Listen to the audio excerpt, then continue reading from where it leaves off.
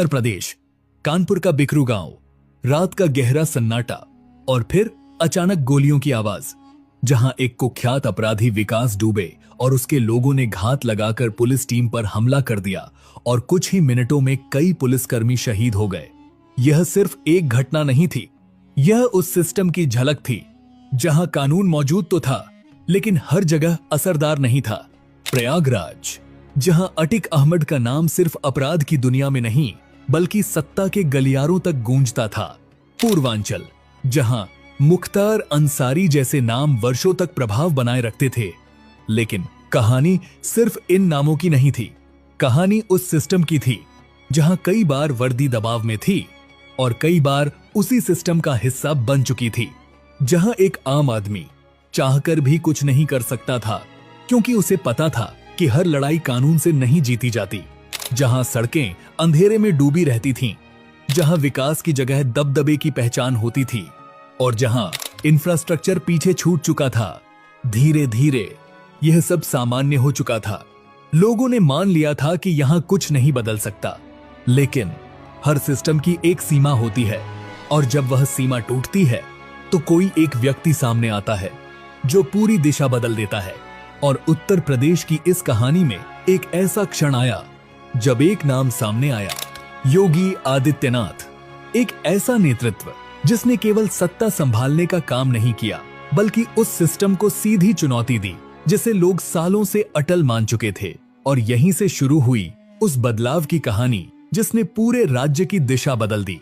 आइए समझते हैं आखिर उत्तर प्रदेश ने इस अंधेरे दौर से बाहर निकलकर खुद को कैसे बदला। अजय सिंह बिष्ट का जन्म एक साधारण परिवार में हुआ जहां उनके पिता आनंद सिंह बिष्ट एक फॉरेस्ट रेंजर थे और घर का माहौल अनुशासन, सादगी और जिम्मेदारी से भरा हुआ था। स्कूल के दिनों में ही उनके भीतर एक अलग तरह की गंभीरता दिखाई देने लगी थी, जहां वे केवल पढ़ाई तक सीमित नहीं रहते थे बल्कि आसपास हो रही चीजों को ध्यान से देखते और समझने की कोशिश करते थे। गणित में उनकी रुचि ने उन्हें आगे की पढ़ाई की ओर बढ़ाया, लेकिन इसी दौरान उन्होंने समाज के उस पहलू को भी देखना शुरू किया जहां समस्याएं केवल किताबों में नहीं बल्कि लोगों की जिंदगी में मौजूद थीं। कॉलेज के दिनों में उनका झुकाव छात्र जीवन और सामाजिक मुद्दों की ओर बढ़ने लगा, जहां उन्होंने पहली बार महसूस किया कि केवल व्यक्तिगत सफलता काफी नहीं है बल्कि एक बड़ा प्रभाव भी संभव है। और शायद यही वह समय था जब उनके भीतर यह सवाल पैदा हुआ, क्या वे सिर्फ एक सामान्य जीवन जिएंगे या कुछ अलग करने की कोशिश करेंगे। यही सवाल धीरे धीरे उनके फैसलों की दिशा तय करने लगा और उन्हें उस मोड़ तक ले गया जहां उन्होंने घर छोड़ने का निर्णय लिया। उधर उत्तर प्रदेश एक ऐसे दौर से गुजर रहा था जिसे समझना आसान नहीं था, क्योंकि यह केवल एक राज्य की स्थिति नहीं थी, यह एक पूरी व्यवस्था की कहानी थी। भारत का सबसे अधिक जनसंख्या वाला राज्य, जहां 20 करोड़ से ज्यादा लोग रहते हैं और जहां व्यवस्था का हर असर सीधे करोड़ों जिंदगियों को प्रभावित करता है। लेकिन उस समय इस राज्य में एक अजीब सा विरोधाभास दिखाई देता था। कानून मौजूद था लेकिन उसका असर हर जगह महसूस नहीं होता था। कई बार फैसले अदालतों में नहीं बल्कि ताकत के आधार पर तय होते थे। पूर्वांचल से लेकर पश्चिमी उत्तर प्रदेश तक कई ऐसे इलाके थे जहां लोगों को यह समझाने की जरूरत नहीं थी कि किसका प्रभाव चलता है, क्योंकि यह बात उन्हें हर दिन दिखाई देती थी। अतिक अहमद, मुख्तार अंसारी, विकास दुबे, ये सिर्फ नाम नहीं थे, ये उस दौर की पहचान थे। इन नामों का असर ऐसा था कि गवाही देने से पहले लोग सोचते थे और कई बार सच सामने आने से पहले ही दबा दिया जाता था। लेकिन सबसे खतरनाक बात यह नहीं थी कि अपराध था, सबसे खतरनाक बात यह थी कि यह सब सामान्य हो चुका था। और जब अन्याय सामान्य हो जाए तो बदलाव सबसे मुश्किल हो जाता है।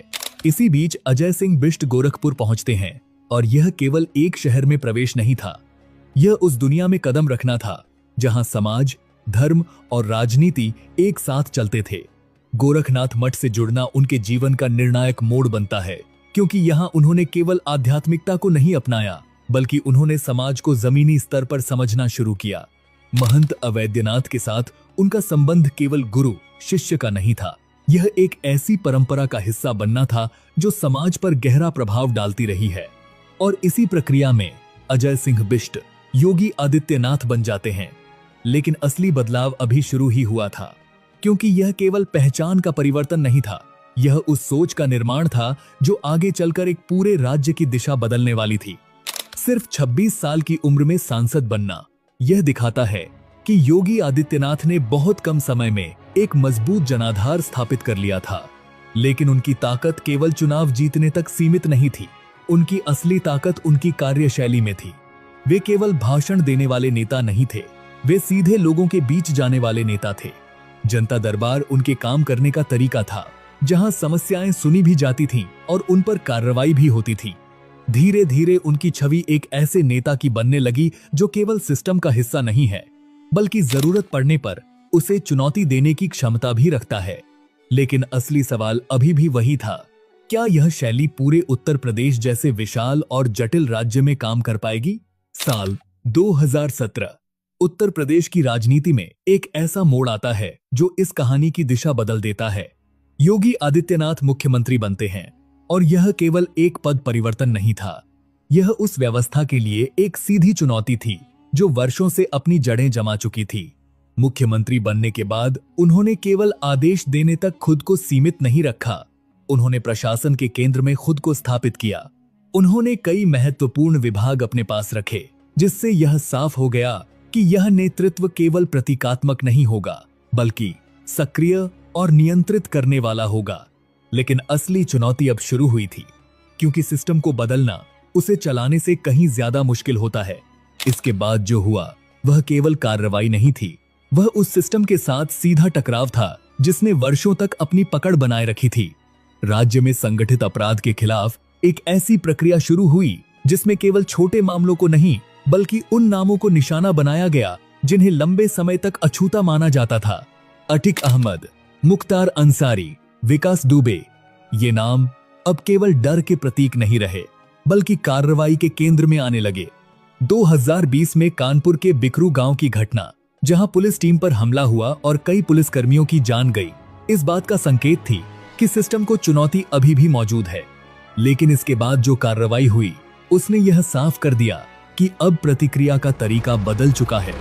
सरकारी आंकड़ों के अनुसार 2017 के बाद राज्य में हजारों आपराधिक मामलों में तेजी से कार्रवाई हुई और संगठित अपराध से जुड़े नेटवर्क पर लगातार दबाव बनाया गया। कई रिपोर्ट्स में यह भी सामने आया कि पुलिस एनकाउंटर की संख्या में तेजी आई और हजारों अपराधियों को गिरफ्तार किया गया, जिससे कानून व्यवस्था पर नियंत्रण मजबूत होने के संकेत मिले।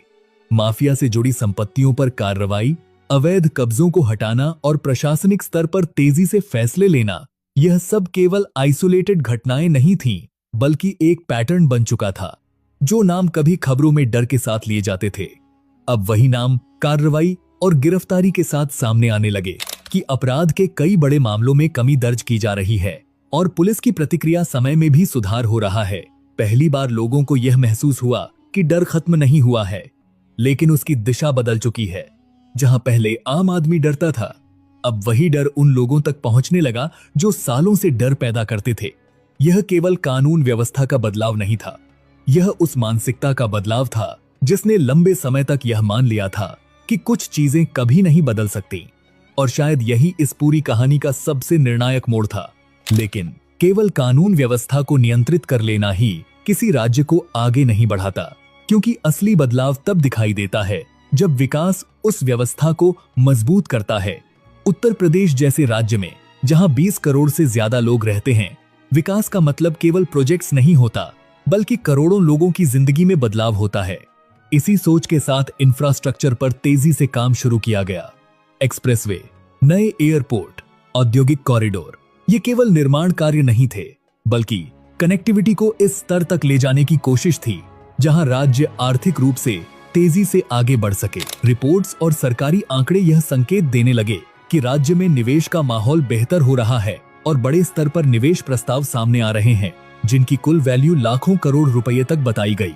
नोएडा में दुनिया की सबसे बड़ी मोबाइल मैन्युफैक्चरिंग यूनिट की स्थापना ने उत्तर प्रदेश को वैश्विक मैन्युफैक्चरिंग मैप पर ला खड़ा किया, जहां हजारों रोजगार के अवसर पैदा हुए।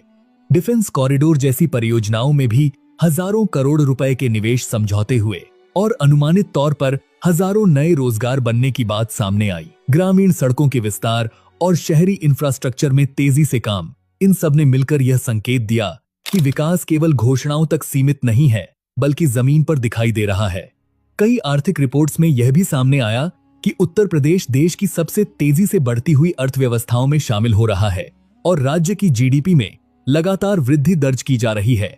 वन डिस्ट्रिक्ट वन प्रोडक्ट जैसी पहलों के जरिए स्थानीय उद्योगों को बढ़ावा मिला, जिससे छोटे व्यवसायों को भी बड़े बाजार तक पहुंचने का मौका मिला।